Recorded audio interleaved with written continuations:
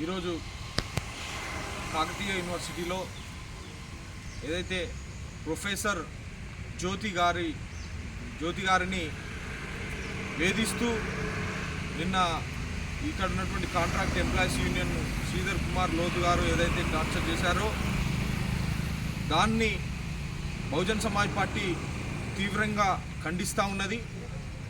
అలాగే ఈ జ్యోతి గారి మీద ఇలాంటి ఆరోపణలు చేయడం అనేది అది చాలా దుర్మార్గమైనటువంటి విషయం. కాబట్టి బహుజన్ సమాజ్ పార్టీ ఎవరికి అన్యాయం జరిగినా వారి తరఫున అండగా ఉంటుంది.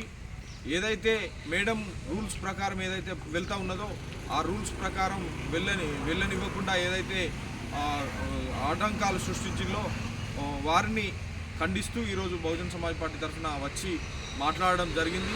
ఎవరికి అన్యాయం జరిగినా కూడా బహుజన్ సమాజ్ పార్టీ ఉద్యోగస్తుల తరఫున ఉండి పోరాటం చేస్తుందని తెలియజేస్తూ దీన్ని తీవ్రంగా ఖండిస్తూ ఏదైతే మేడం గారితో మాట్లాడించడం జరిగింది, మాట్లాడిస్తూ మేడం గారికి క్షమాపణ చెప్పించడం జరిగింది.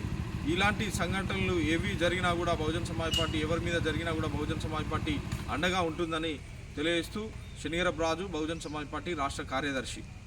ఈ కార్యక్రమంలో రాష్ట్ర ఈసీ మెంబర్ బొల్లంపల్లి సారయ్య గారు, అలాగే మహిళా కన్వీనర్ అడ్లూరి పద్మ గారు, అలాగే కర్రె రమేష్ గారు కూడా ఈ కార్యక్రమానికి పాల్గొనడం జరిగింది.